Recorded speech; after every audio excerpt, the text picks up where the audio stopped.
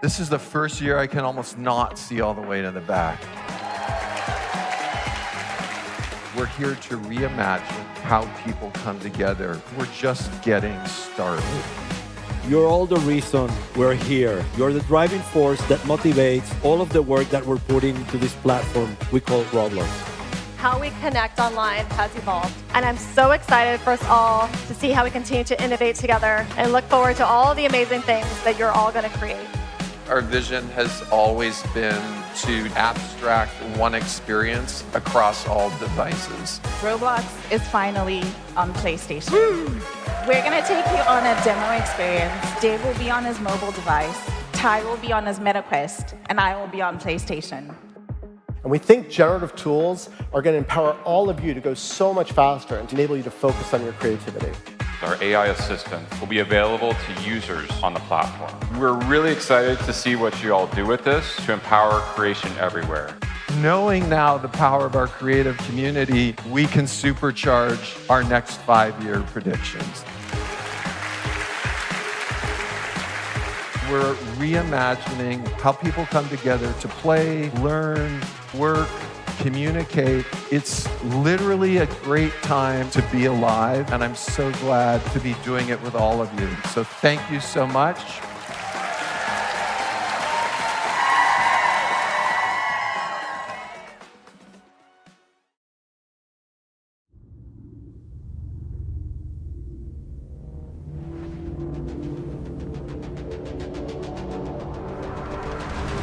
Okay, I'm calling it. 2007 is the year of Roblox. It just keeps getting better. I love it. This is big. I'm never doing anything else For the rest of my life. They made a tsunami? They made a tsunami. If this is 2016 Roblox, I don't want it to be 2017. Chat, I'm telling you, this is it. Holy Greatness. Insane. Yo. Let's go. I think I like this. I think I love this. What? This is good. Trust. Yo.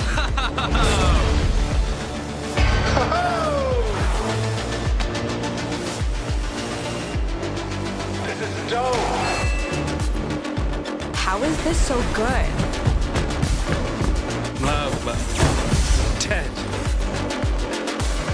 Yeah, I'm with it. Approved. Literally everything. Everything. Goated. nothing can top this. Something just topped this.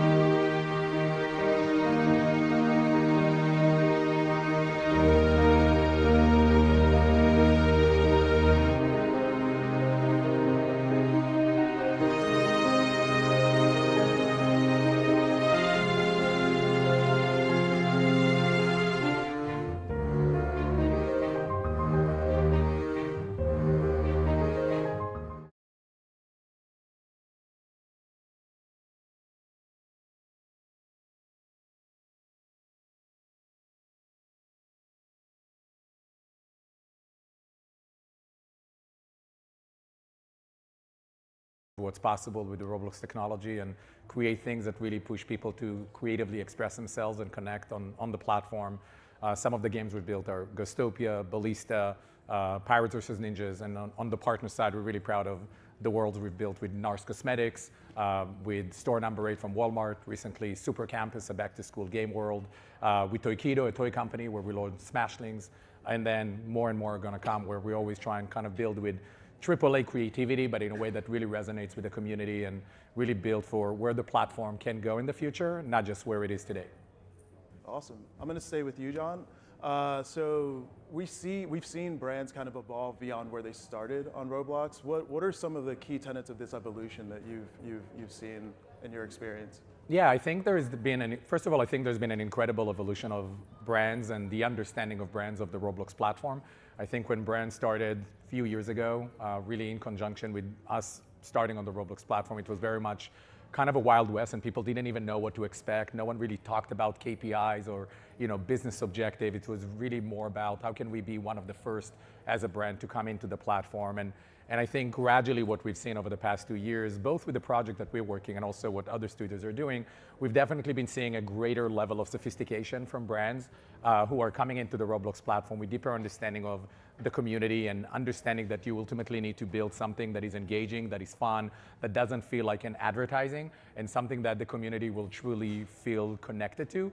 And I think there's great examples of how folks have done that with experiences that take the essence of the brand and translate that into a game world and a game experience. I think Vans World is a great example. I'm proud of what we've done with companies like NARS Cosmetics, and I think ultimately the sophistication and understanding that Roblox is a place where you can't just come and have a quick win. You really need to be there and stay and build a long-term relationship with a community that is ever growing and constantly give them reasons to come back to the experience again and again and again. Yeah, have you felt that kind of constant presence on Roblox has been part of what you've experienced in your evolution, John? Yeah, definitely. I think I totally agree with you. Like this sort of logo slap or opportunistic moment doesn't work. And for us, it's like we want to enter into these spaces authentically as we are, like, IRL, whether we're URL, it's all the same to us. And we want to have that same like interaction with our consumer, with our community, no matter where we are or what we're doing. And for us, the updating part is really important. Like we have to keep it evolving, keep it fresh, interesting, so that people return. Otherwise, it's just a campaign, it's just an ad. And we do that seasonally with our clothing, for our collections. But in these spaces, it has to be far more engaging, has to be more in-depth storytelling, but then also listening, reacting, and evolving towards your community as you build it as well. Awesome. Yeah. Sheng, I have a question for you about how you work with brands. How do you think about working with brands? How did you start going through that process? Yeah. So our case is a little bit different from theirs. So we are basically a large Roblox experience, and we do brand integrations rather than like standalone brand experiences. So it's slightly different. So one thing is we utilize the large user base, but the other thing is like we need to strike a balance between the brand needs and the players, because we have existing player base. So one thing we've been always trying to do is to make those brand integrations as organic as possible. So like Livetopia is a role-playing game. So it basically, when we integrate a brand experience, we want to allow the player to role-play in that experience. That's like the best way actually we can provide to our player as well as provide brand value. That normally works really well and actually increase the player engagement. Cool. Did you feel that players were affected or had a negative reaction to brand integrations or brand collaborations? How was the player response to? Yeah, that's a very good question. So for the very first brand integration, we were very concerned about that. Like we were not sure, and we tried to do a lot of research. And then we give it a try, and it turned out to be pretty successful. And the reason was pretty much what just to summarize. You need to do that in a very organic way. Player never had any resistance to a brand, especially the brand is the known brand that basically their day-to-day kind of experience. If you do that in a fun way or an organic way, as I mentioned, they actually embrace that. They think, oh wow, Livetopia is working with like Barbie, working with Lego. They love it. And I remember like we launched a Lego experience 3 months ago. We allow the player to actually drive a Lego car in the experience. That was like one of the very successful brand experiences we ever launched. So cool. That's really good. So you're seeing benefits from promotion, content updates, and things like that from? Yeah, promotion from like definitely that brings in a lot of the existing brand audience. For example, players who play Lego and they actually see the opportunity to play Lego in a virtual world. So these are actually additional users we can get. And existing players who's already a Livetopia audience, they see the new opportunity to play something new outside of their regular game update. So this actually works in both ways. So that's very powerful in my opinion. Yeah. Jamie and then Gemma, you're gonna have to answer this question too. What are some attributes that you're looking for in developers that you're bringing on board? That's a good question. So we, as iHeartMedia, we're a media company, right?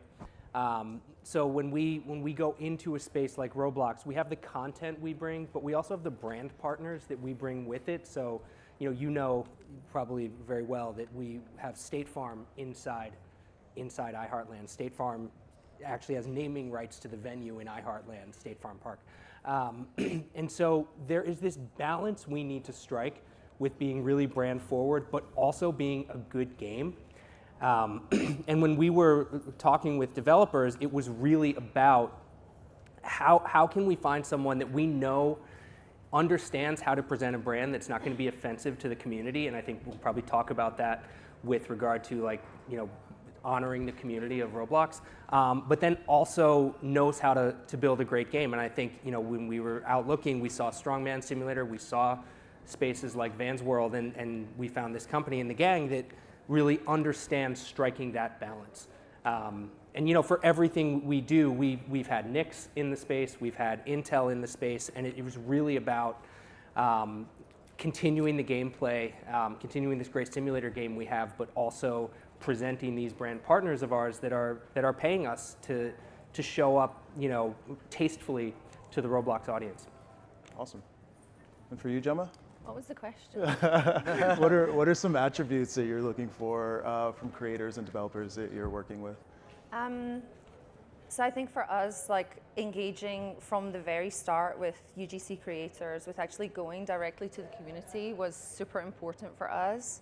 And there, I think that's where we find the genius of what we're trying to do, and especially since we are relatively novice in this space, and when we started, we were completely novice. And we have to listen to those who know what they're doing, who have been there, who are established, and also as part of our brand, all the way through the history of our brand, we've been engaging with up-and-coming talent, always looking for talent with a new point of view, and it's really interesting and so cool to see your own IP, your own aesthetic reflected back at you when you challenge somebody to, remix it, do whatever you want with it, and create something new and interesting for the moment. And I really feel that for us, wherever we are or whoever we're engaging with, we always try and couple that with our values as a brand. And I keep saying values because it's so inherently important for us that we have the same point of view. And I think for a developer approaching a brand, you have to really consider what is your brand affinity. Do you have that approach similarly to them, and vice versa? And that's, I think, where you sort of pull together your strategy and where you pull together that real partnership as well.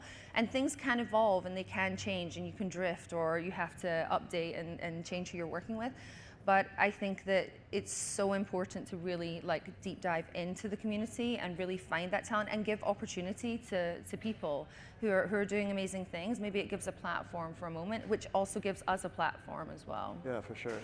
Do you describe some of the things changing and developing as you work along? What are some of the challenges that come from that, and from some of the challenges for developers with working with brands? Time is always the challenge, the biggest challenge, especially for fashion brands, and especially like you know, such a big brand as Tommy, because we have such a finite calendar. So if anything is shifting and changing, so development time goes longer, or we don't, Tommy, don't make a decision on time, but we have a campaign to launch and everything is really like piling up against each other. I feel like time really is the challenge for us, and to have really good in-depth planning of when you want to launch, where you want to launch, but also on what platforms you want to launch and promote as well at the right moment. All of this strategy is so important for us to be able to kind of head off some of those issues that we might come up against. But we are learning and we're testing in this space. We've been a year and a half on the platform, and I feel like we learn every time we launch something new, and we are updating quite regularly. We're updating with items or, you know, aspects of the experience. We're maybe working with, being a global brand, we're maybe partnering with a region to bring a pop-up into the space. But we have to really be flexible and just, yeah, roll with how developers work, UGC creators work, and then how we work, and then somehow we manage to make it happen. Yeah, it's a marriage. Yeah. Jamie, do you have a perspective on some of the challenges? Yeah, I think it's the way you iterate is, and to sort of speak to the updating, is so important. You know, we're constantly learning about what the users and the players are doing in our game, and taking what's right to learn from, and then not letting outside influences sort of say, no, you should be doing this, or no, you shouldn't be doing this. Like, there's so much analytics available to you that you can, you can feature creep till the cows come home, right? Like, it's really about figuring out, like, let's take these really simple things and just keep iterating over time to optimize the game, rather than, you know, having these huge ideas all the time and like, oh my God, we're gonna build this one thing and it's gonna be great, and then you launch it and it's like, oh, you know what, we really should have like looked at the numbers and realized that that wasn't gonna be great. Yeah. You know, it's really about, you know, using the insights you get to then turn it around and like, and make it something valuable. And I find it, you know, it's often challenging to understand what is and isn't going to be the right lever to pull. Yeah, so on the point of analytics, what are some ways that you measure success? What are some of the key performance indicators for iHeart? Yeah, so, you know, we have a number of constituents, like I said. You know, for our brand partners, someone like State Farm, we're measuring, you know, how often someone interacts with that brand. I say this all the time, that my 10-year-old has literally, we've had Fall Out Boy, we've had Charlie Puth, we've had, you know, huge artists in iHeartland, and my 10-year-old asked me if Jake from State Farm was the most famous person that's ever been in iHeartland, and which blew my mind, right? And so what we measure, like, how often are people interacting with Jake? We have the Jake NPC in there, and you know, there was a week in April we kind of relaunched the game where players interacted with him for like 1 million minutes. It was just absolutely bonkers, and it turns out, like, oh, people like Jake. So those interactions we're measuring all the time. When it comes to the events we have, then we're looking at something like time spent in-game, right? Because we have to turn around to our artist partners and say, hey, someone spent 20 minutes watching your show. You're only getting like 4 minutes on YouTube. Like, this is really something special. So there's a balance for a number of things we need to look at, and it really depends on the partner. That makes sense. For you, for Tommy, how do you measure success? What are some of the... Yeah, it's a really good question, because our benchmarking is really about engagement, time spent. We also try and look at our benchmarking we have maybe in our store or on e-com as well, looking at the time there. And, you know, shout out to the Geek team. We work with them really like deeply on the analytics, on the data, to really see where people are engaging with us and how and when. And then we're taking that and evolving that into what can push this forward for us on the platform. But we don't have anything to benchmark against or something similar. So then we look maybe at social media. How long are people actually spending, you know, in our Instagram or on YouTube or, you know, wherever. but especially somewhere, you know, like a true brand experience, like on our e-com, we try to see where people are actually engaging with our brand. So, you know, on social media with a doom scroll, it's not exactly engagement, but like maybe on e-com, when you're adding to cart, when you're like looking at product, etc., we try and look at it in the same way. But yeah, so we're learning a lot from the last year, I would say, especially since the experience has been around now for a year. And I have to say the time spent, we have like over, I think it's like 3 million hours spent in 1 year, which equates to so much time. Yeah. And then we sort of start to look at that. And like I say, it's not just about engagement, also people like checking out our items, purchasing our items, or grinding to actually like achieve the items, because we want to make it that you don't have to come in and spend with us. You can also, you know, play with us and still get something as well. Cool. Marcus, I haven't heard from you in a while. I am just sitting here. What are some platform features that you're excited about that are coming down the pipe for you? Quite many, actually. Can you hear me in the back as well? Yes. Awesome, thank you. No, I think listening to the keynotes and hearing what they are working on, I think 3 actually main things that are quite exciting for me. One is the AI, mainly for the reason it's going to simplify things for me. We're going to have quicker turnaround times, and we're going to be able to do things on the fly. So that's going to be really fun. The avatar, the movements and everything around avatars, I think you're going to be able to do so many cool things with it. You can do extremely fun things. Take, for example, an iHeart, have a concert, dancing that actually looks like dancing. And then for me, I'm quite boring. So I like ads, and I actually like the Roblox ad system that's coming on board more and more, because that's also going to give, first of all, it's going to give a lot of money to actual developers, but it's going to also give possibilities for brands and IPs to drive traffic. But I think that's going to evolve better. Right now, I don't think it's there yet, but I think it's going to become really, really nice, and I heard some things that are coming up, and I'm very excited for that. Awesome. Jan, do you have a perspective on some of the tech and features that you're excited about? Yeah, I think that at the end of the day, everyone have listened to the keynote, and I think there's a lot coming down the pipeline in terms of features across the board. From our standpoint, what we're thinking about is, how do we use these technologies in a way that's going to amplify further the way people want to express themselves on the platform from the user standpoint? And that includes, you know, new body shapes and new type of hair. I mean, when we've done our Scholar Quest last year, it blew my mind that people were incredibly obsessed about this pink hair. That was never a big part of like the concept, and kind of you're learning what people care about on the platform, and it's about really expressing their personality, their identity, how they come across, which is so endemic to virtual worlds in general. And so we're really excited about everything that has been announced around pushing avatar fidelity and avatar expression forward. So we really want to take advantage of that. And then I think on how we support brands who come into the platform, I think brands are really obsessed for all the right reasons with their identity, with their color schemes, and finding the right balance between how do we use the platform in the most effective way, in a way that resonates with the community, and looking at all the amazing new capabilities that are coming through the engine as well.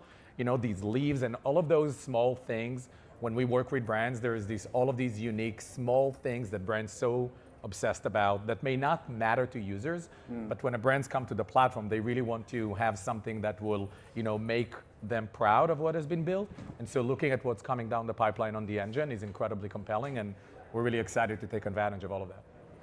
Cool. Just on the subject of working with brands, how do you think about staffing and resourcing your teams for working with brands? I'll start with you, Jan. Yeah, I think that we've learned a lot over the last couple of years, the distinction between when we build our own IP and when we build with, you know, partners, if it's brands or IP owners. And, you know, I think the key distinction in between both of them is that when we start a new project with brands, partners, we really understand that, hey, we got to let it be bumpy a bit along the journey. And we really think that the way to educate the brands at the beginning is to make sure that they understand what we need from our side to be successful, and making sure that Roblox, one of the magical things about the platform is you can build almost like a AAA-like game world with a very small team, an artist, an engineer, a game designer, a producer, and maybe a few more. And with a group of 4, 5, 6, 7 people, you can really build a world-class, premium quality game world that is multiplayer on the Roblox platform and launch it like within 4, 5, 6 months. And so, but alongside that, there is that really rapid iteration. And so when we kind of separate between building phase and then in the live phase, it can be even a smaller team, but one that can really support monetization and marketing and user acquisition. And on the Roblox platform, user acquisition, discoverability, gameplay, design are all like well integrated together.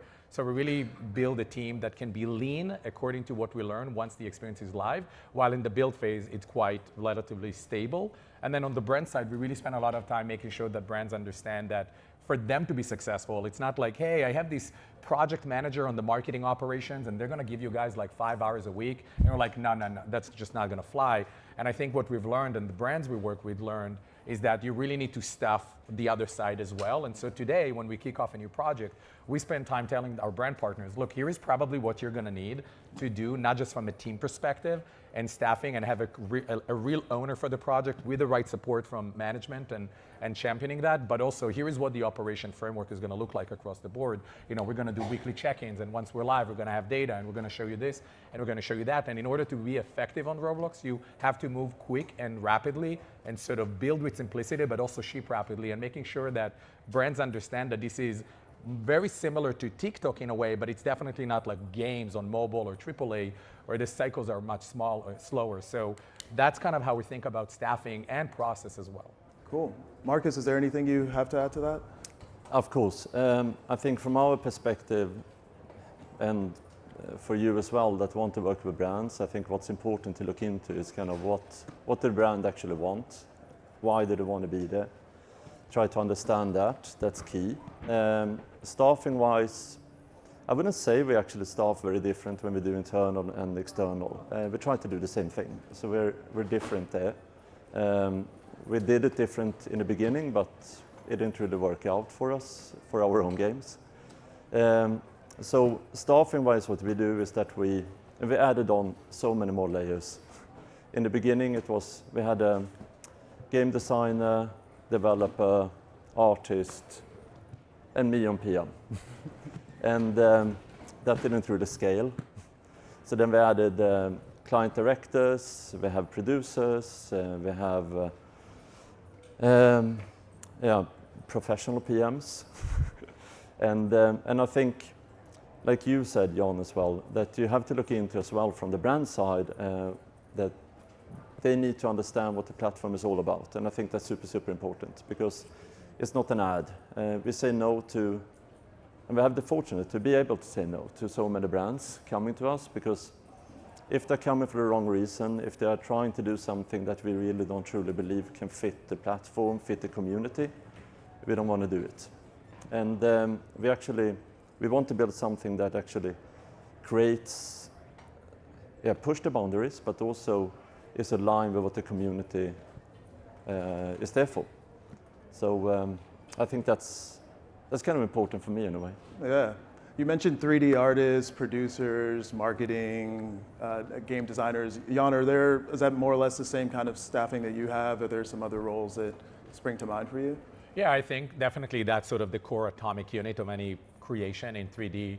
We definitely have also people that work across multiple projects around what we call player success, but really it's about QA and making sure that it's not only just working, but it's also about making sure that the player are really going to resonate with the experience. And so we do constant testing and play testing and community testing along the way.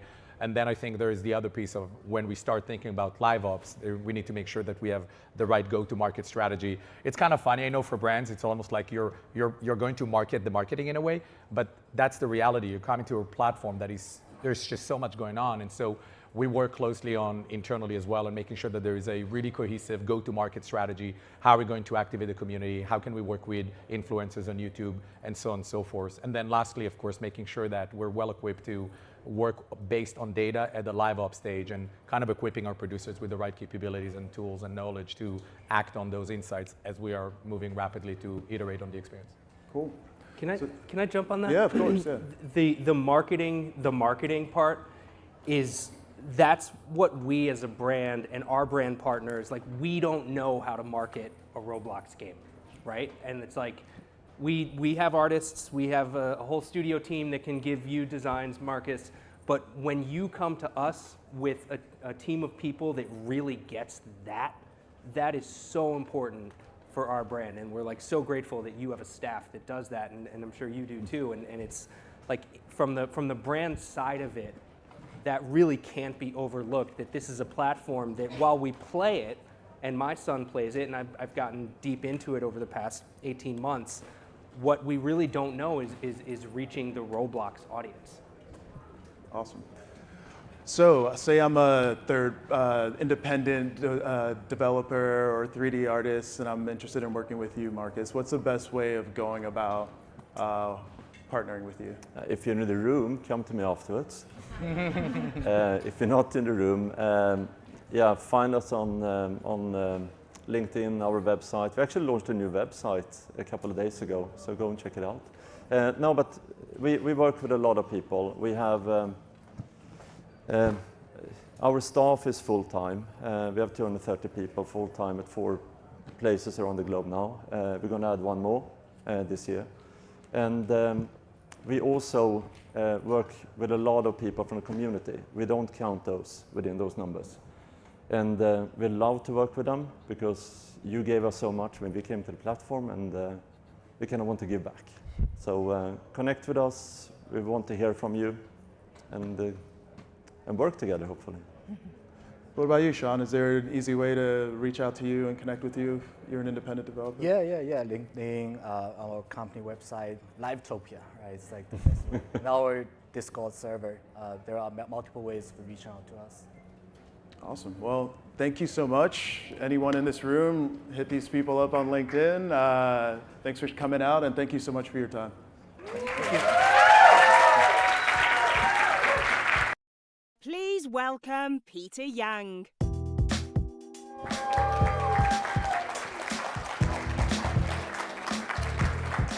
All right, well, good afternoon, everyone. Welcome to our session on how to use analytics to grow and monetize your experience. My name is Peter. I am the product lead for Creator Analytics at Roblox. And let me welcome on stage our 3 amazing creators.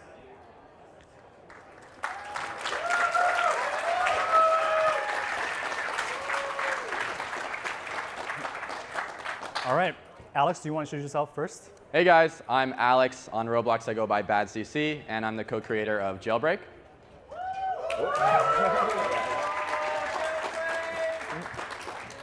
Ahoy everyone, I'm Minitoon. I made a game called Piggy. Thank you. Hello, I am Arithia. I'm the co-founder of Sonar Studios and director of creativity now at Twin Atlas.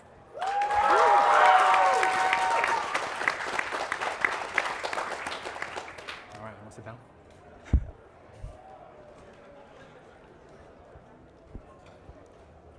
All right, so we'll start with a quick update on analytics, and then we'll spend most of our time diving into real tactics that these top creators used to grow their experiences.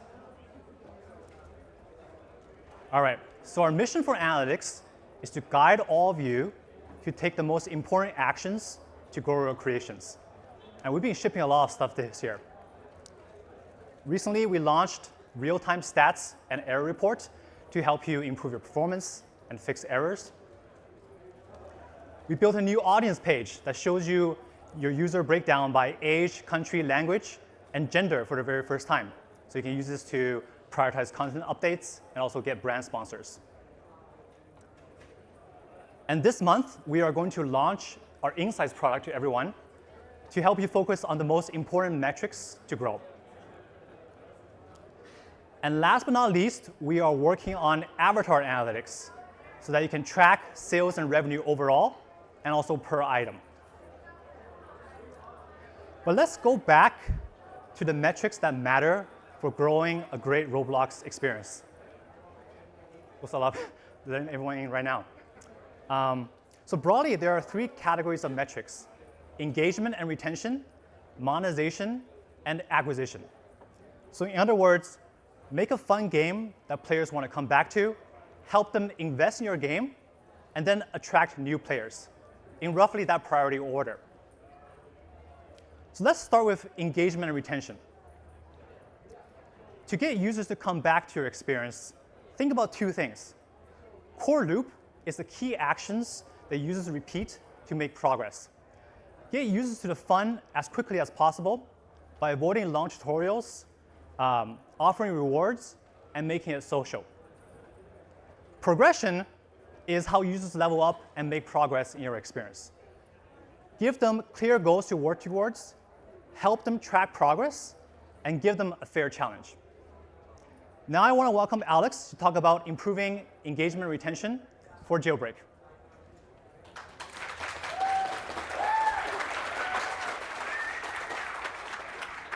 Thank you, Peter. So to discuss engagement and retention, we'll first look at Jailbreak's core loop, focusing on exploration, completing objectives, and powering up. Jailbreak is big on contextual onboarding, which is to say we don't really have any tutorials, but we do have helpful hints around the game, like these footsteps, which guide players to the important parts. I like to think of it as a watch and learn social experience. Upon joining Jailbreak, you choose to play on the prisoner team or the police team. The prisoners escape and try to become criminals, and the police hunt them down.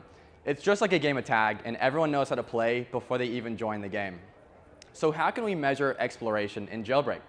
We have a series of analytics funnels that we've created to measure progression through the game, such as joining the game, being in a cell, how you escape prison, whether you make it to the city, what robberies you're doing first in the city.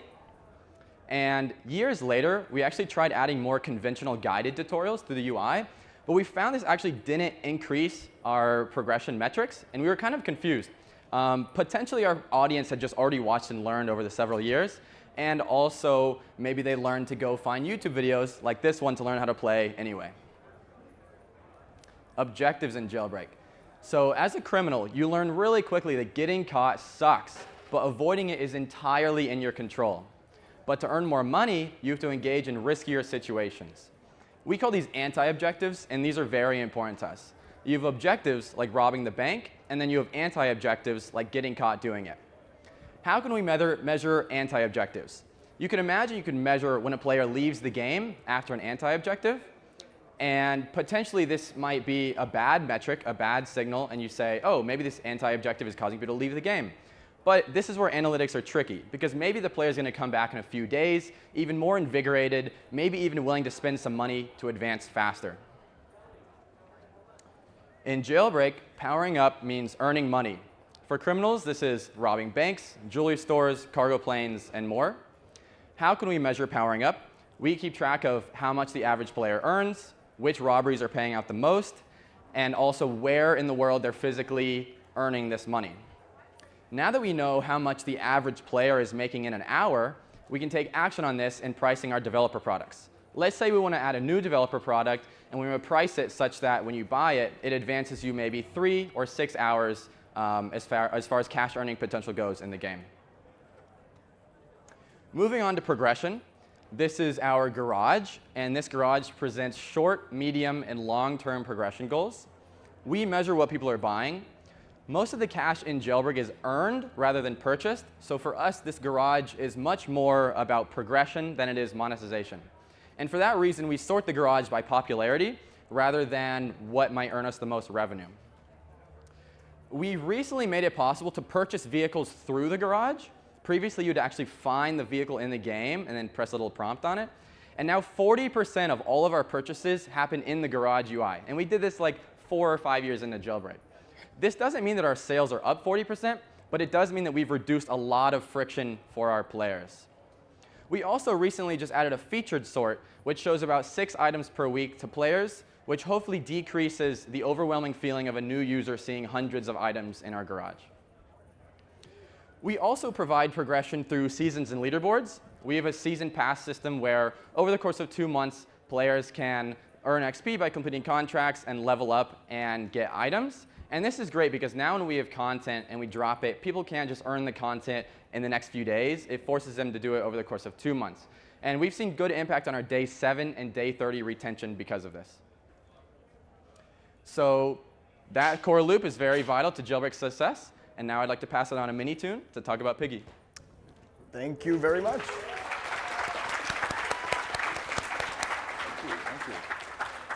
Ahoy, everyone, and thanks, Alex. Wow, this guy knows his stuff, you know. So, all right, we're going to talk briefly about the initial core loop of Piggy and its retention. So, at its core, Piggy is a story game. It's built around these chapters, which are levels containing sequential stories. Initially, retention was solely driven by players wanting to follow the story. And it was just simply, the core loop was just solving puzzles, completing the chapter, and moving on to the next. As it turns out, that's not the best idea because, well, big problems. It needs a lot of maintenance on my end. I need to constantly work hard and release a major story update in order to satiate the consumer's profound hunger for more content. So, players will only experience the content update once. They play through the new chapter, find out what happens, and then they wait for the next. It was structured like a TV show with a weekly release. Personally, I don't know anybody who will watch the same episode of a TV show over and over and over again when it comes out besides me. So the majority of viewers will just watch it once and be done with it.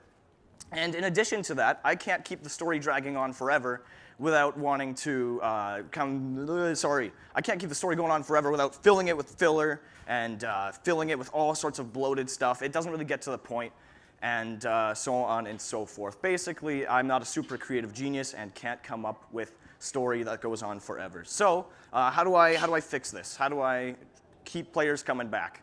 So 2 parts make up the structure of the Piggy game. There's the story and the gameplay.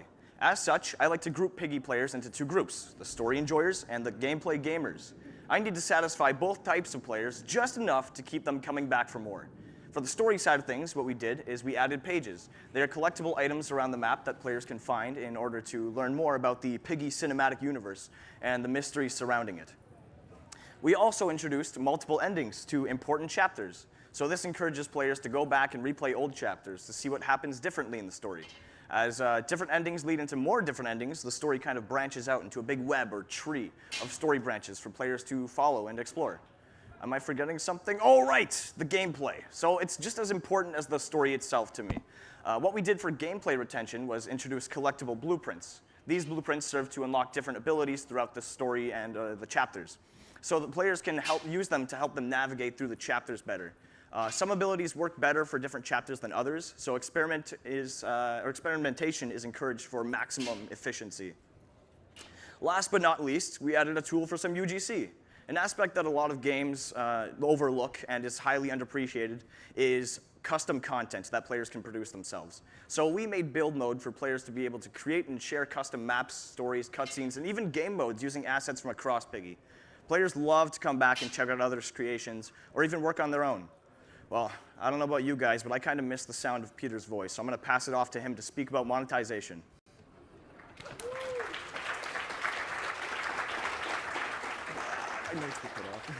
All right, thanks so much, Minitoon. So let's talk about monetization next. So to get users to invest in your experience, focus on 2 things.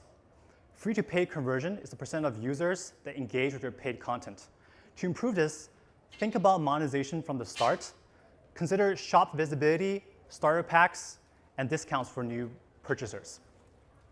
Second metric is revenue per payer, which is how much the average revenue that each paying user spends. To improve this, just have a diverse set of items for users to buy. And this can include seasonal items, or it can include repeat purchases. If you see an insight in your analytics dashboard like this, or if you see your monetization metric well below the benchmark, the area in the graph, then chances are you should probably think about improving monetization. So now let me pass it over to Mary to talk about monetization for Dragon Adventures. Thank you, Peter. All right, so the goal of monetizing your games is to surface well-designed monetization UX. That way your players have a comfortable and positive interaction with your UI, and you generate revenue. So we improve shop discoverability by having bright, shiny, and colorful UI, and making sure our icons are premium, such as coins, diamonds, jewels.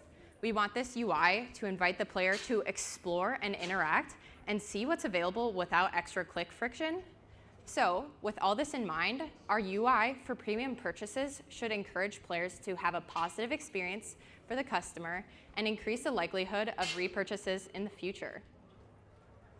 First of all, I'd like to talk about item diversity, and this is where we're providing the user with various options based on how they interact with the game. Many players have a unique experience with your game and desire various purchases based off of that. Your purchases should consist of currency, cosmetics, in-game items, boosts, and even packs. Based on your own unique game, you should offer items that enhance your unique genre and gaming experience. These purchases should enhance the player's session, help them progress, or provide them with a unique bonus. All right, so random purchases. Random purchases are very useful because it's a highly repeatable action that generates revenue and even gameplay time. Though while RNG purchases are really awesome, you want to consider players' happiness when interacting with these mechanics.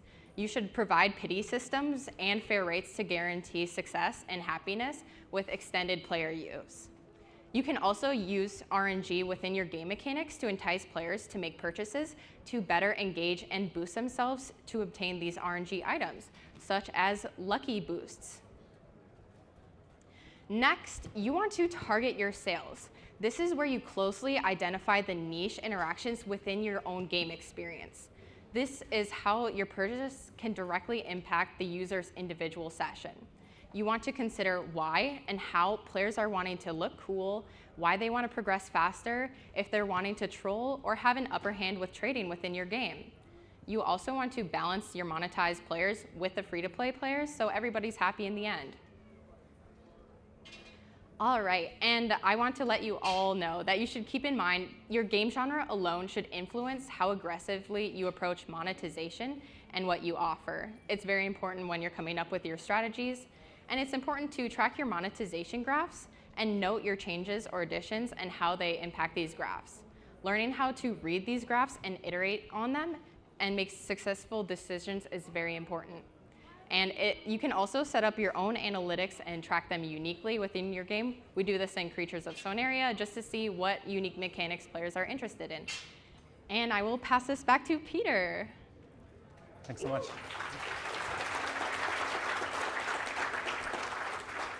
All right, last but not least, let's talk about acquisition. So you can acquire new users through on-platform and off-platform channels. For on-platform, our recommendations care about engagement, retention, monetization, and relevance, which is impressions to plays for your experience. So use the tips that we already covered to build a great experience and test different icons and other metadata to try to improve your impressions to plays. For off-platform, there are many channels to acquire users, from community to social to YouTube. Without further ado, let me hand it back to Mary to walk through acquisition. Thank you, Peter. Okay, so for game acquisition, it's important to consider the scattered nature of our audiences, where some of them are on Discord, they're following our social medias, and some are restricted purely to Roblox. So what we do is we update our game title, our description, and even our icon. That way we can help surface our updates clearly to our audience who is all over the place. It's important that we also use our social links where possible to tie together our game groups, social platforms, and even developer profiles to help players learn about us sometimes. You also want to bridge the connection of communication between your dev team and YouTubers. It's important that you're providing YouTubers with in-game benefits to easily advertise your experience and help them make your game feel like a positive experience. Official socials also can help inform players of major upcoming updates. And I will pass it back to Alex.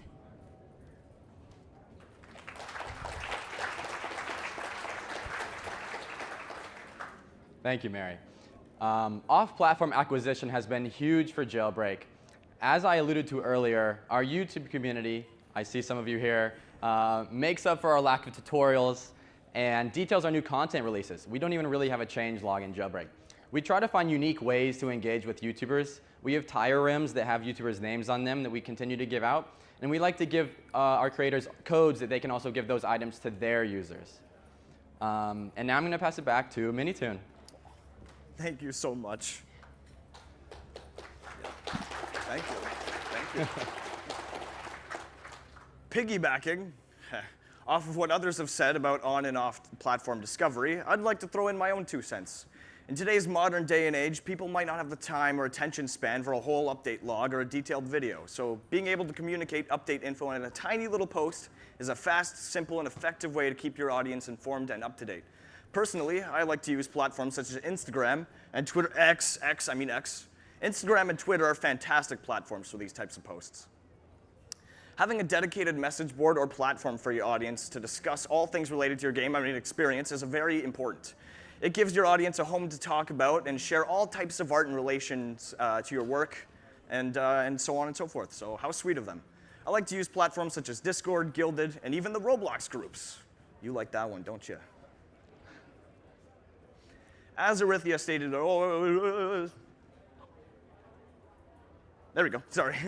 As Arithia stated earlier, teasing little leaks to updates stirs up conversation. So your audience is going to band together and start coming up with all sorts of theories. It might even pique the interest of many others outside your community to find out more about what you're teasing. Make sure you also treat your community as an extension of your work, because the truth is they are. Without them, your projects won't go as far as they could go. So treat them wonderfully and make them feel special. Also, do you guys hear knocking? Oh my goodness gracious, it's digital footprints. Everybody stay calm. As long as nobody posts anything anywhere that could potentially harm your appearance or brand online like I have, we should be in the clear. Seriously though, be respectful of others and yourself online. You are associated with your brand and you want to make sure that you don't drag it down. What goes around comes around, so be positive. And I guess that's all from me. So I'm going to pass it back to Peter in his lovely voice to wrap things up.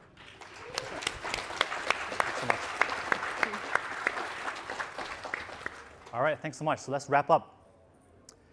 So to grow your experience, focus on engagement and retention, monetization, and acquisition in roughly that priority order.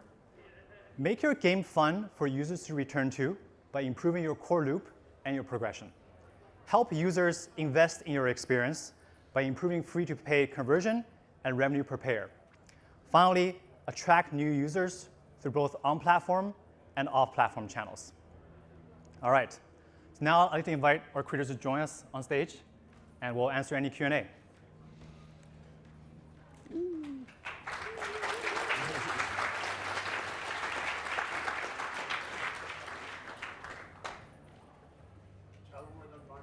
Are these? Oh, the mics are in the middle of the tent. Okay. Hi, my name is Michael. I head up a lot of the analytics efforts for Sawhorse Interactive, doing a lot of the branded experiences. Currently, I was really interested in the first part of the presentation where we talked about funnels and kind of tracking users as they go through your experience. It's something we've been thinking a lot about. Roblox Analytics has had a lot of improvements recently, and shout out for that. They've been awesome. But funnels and kind of tracking that isn't something that is currently supported with the analytics dashboard. Is that something we can expect to see in the future? Yeah, I mean, I don't want to spoil things, but that will be our main focus next. And I would love for everyone here to build it with us and give us feedback. Great. And is that something that we can set up like custom events for, that I could track different? That's something that's really useful to us that we currently have to use third parties for. That is the goal. Okay, yes. Great. Thank you. Thank you.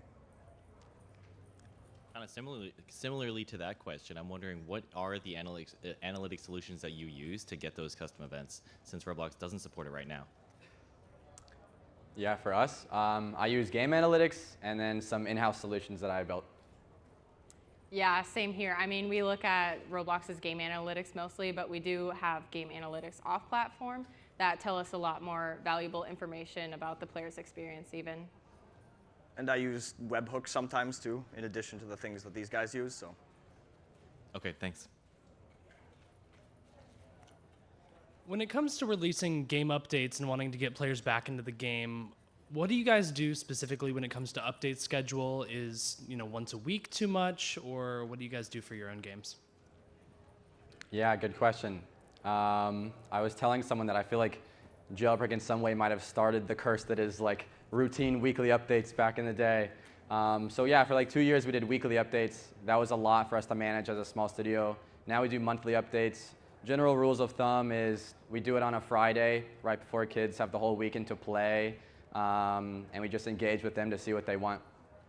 Yeah, same here. We update every single Friday, most of our projects, and the players are pretty much all aware of this company-wide, which is really fun. So yeah. I would say, honestly, take it at your own pace. You know, if you can try a weekly update basis, but if it's too much for you, it might be best to give yourself more time so you don't experience burnout or stress or anything like that. So take care of yourself first. Yeah. Hello. For monetization, we've had this thing where we've seen that players only monetize after 6 or 7 sessions, and after that, the monetization rate goes up a lot. But that means like a lot of monetization things that we do sometimes can feel like they're lagging behind other analytics or metrics because we think it takes repeat exposure for players to decide to buy something. This hypothesis might be wrong, but how do you deal with like lagging metrics where you might not get feedback on your monetization tactics or plans until like a week, a month, or several months later, and that trend line is then obvious, but it's been 3 months? Yeah, I totally know what you're saying. It can be really hard, but we kind of just have to remember what updates we're making and then see where anything spikes to see if we actually made an impact. So yeah, it's a lot of, long-term keeping up with what we're doing and, repeating those same updates that are obviously being really positive. Yeah, same here. We always look retroactively. Like as a quick follow-up question, how often do you go back and look at those metrics? Is it like a monthly review or is it weekly, or like how do you actually know? Yeah, it's definitely, weekly and then kind of just like a monthly oversight to see everything and kind of plan on that in the future if we want to continue with that monetization kind of, yeah. Thank you, James. Kind of two separate questions. I know for Jailbreak, you mentioned that you were doing some analytics in player location and what they were interacting with, and I think I remembered at a previous talk that you, for Jailbreak specifically, there was like sort of heat map in terms of where player locations are, like where players were interacting with. Yeah. I was wondering sort of how that fits into the broader sort of vision for and strategy for just keeping players engaged, like balancing or monetization. Yeah, great question. So for anyone that doesn't know, one of the in-house things that we built is I have a mini map where I can see where every single player in the whole game across all servers is in aggregate in real time. And we use this to plan where we might put other robberies. We mostly just want to make sure people are spread out, right? Because our game is a lot about combat and like the tension between the police and the criminal. And so if we feel like everyone's congregating in the city, we'll maybe think about spreading people out to utilize other parts of the map. Yeah, we look at this whenever we add a new robbery, and we try to make sure that the cash earning locations are spread out so people have to actually like use their vehicles, which we're monetized on, to get to those locations and things like that. Awesome. Yep, good question. And then for, there was also mention about player archetypes and monetizing for different things and sort of personalizing those purchases or making sure that all these player archetypes are engaged. I was wondering whether that is something that is done sort of in the design phase of these experiences, or whether or not it's something that's sort of that just evolves over time, and it's like as you release it, you realize, oh, this group of players sort of enjoy doing this thing that we just completely didn't think about. Yeah, no, I totally get that. I think it's really interesting because a lot of the time we set up, base monetization where we have everything that everybody else has, currency, some boosts, some items. But then where I kind of said with specific and targeted sales, we're looking at what the community is posting about, what they're really engaging with. And in Creatures of Sonaria, a lot of players love the customization. So that's where we introduced a unique skin overlay mechanic, and players really love that because, where you're usually just super colorful and bright, these new purchases that we added make you look like a volcano or, a literal galaxy nebula. So those do really well, and we kind of just see what the players are up to and what they're wanting. Awesome, thank you. Hello. Hello, Andrew. Do you guys use UGC to grow your experiences, and what are some insights you have around that? So by UGC, you mean the avatar items, right? Yes, UGC items. Do you guys use UGC? Do you? Yeah. So recently we kind of hopped on the bandwagon of putting UGC in our games. And those are kind of like, you know, you put the UGC banner up and it's like free UGC, just come play our game for a couple of hours or however long it may be. And you do see, you know, spikes when players come to your game. But I think the ultimate goal with that is you don't want to just see your numbers temporarily spike. You want to keep those players as permanent players. You want to bring them on to your game and keep them. So for me, I really like UGC items that have you interact with exciting core game mechanics. That way they stay a permanent player for you. Another thing that we've done before is having timers for your UGC items, kind of like live ops updates. Let players know that there will be a UGC item coming soon and have a timer for that live in-game. That's really helpful. Or what we're doing is another lore building fun experience where all the players get together and they decrypt languages and they come together and get really excited about these upcoming items. Yeah, I would add, I guess tangentially to UGC, not like the UGC you guys have heard about all week, but we have monthly fan contests for people to design new vehicles and rims and all the different customizations. And I've had numerous people tell me that they've learned how to 3D model because they love Jailbreak and they knew we held these contests and they want to see us put their things in the game. And so they win these contests, and like a lot of our assets are sourced from our community, which I call UGC, and I think that's amazing. Very cool. Thank you. Yep. For acquisition, y'all mentioned to regularly change the name, icon, description. Does that take the game out of the algorithm, or are we free to do that as many times as we want? I don't think it takes the game out of the algorithm. Okay, appreciate it. Yeah, our game still has players, so I don't think it takes it out of the alg. I was told that changing the title does, but it seems to work well for you. Yeah, it works fine for us, so I don't know about that. Yeah. Hi. You talked about giving UGC after people have got so far in the game. How are you doing that? Are you saying get to level 3? Are you saying, like, is there a specific in-game action that you use that is so far into the game and you use that to unlock the UGC, or is it just a timer and you're like, oh, after playing for 3 hours, we give you a pop-up and like, here you go? Yeah, I think it's a mixture of kind of seeing what players, you know, interact with the core loop in your project. And we did kind of start out just by, you know, testing the waters of the UGC, giving them some light tasks, but then you kind of find that players get the hats really fast. Players really love free stuff. So if it's a little bit too easy, they're going to get all of your UGC very quickly, where if it's more mid to late game, players are going to take a couple days to get those items, and then it'll last longer. And there's no sort of backlash to that? It's not like, hey, you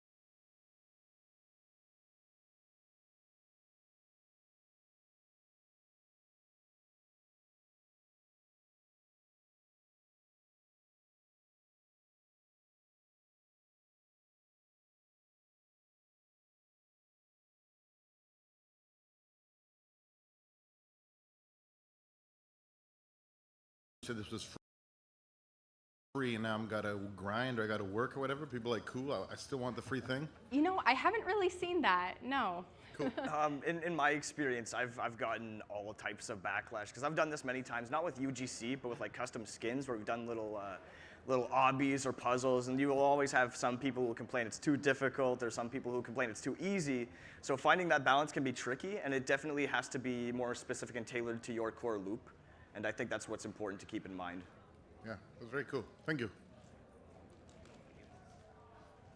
This topic kind of meshes into two things. One of them's more for Peter, but there's some games out there that allow you to purchase Game Pass for your friends via the use of developer products. And I wanted to know what kind of impact, if you guys used that for your games before, that has, and if Roblox in the future might add like an official way to do that.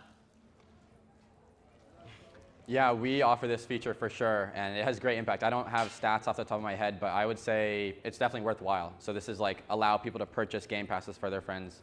Like our season pass, you can purchase for friends, and it's huge. Yeah. I don't have that feature, but I probably should get it. 'Cause Yeah. I think it should be added to Roblox. No pressure. Yeah, I think if it's a tactic that can help you guys grow your games, we're definitely open to consider it. Awesome, thanks. Good question. Okay, I think that's all the time we have today. I think we'll be hanging around outside if you want to ask us more questions.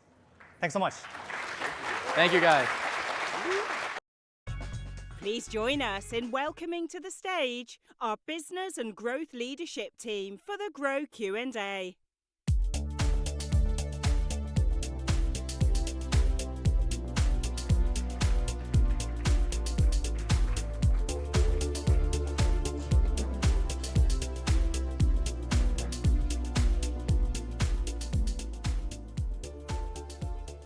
Awesome.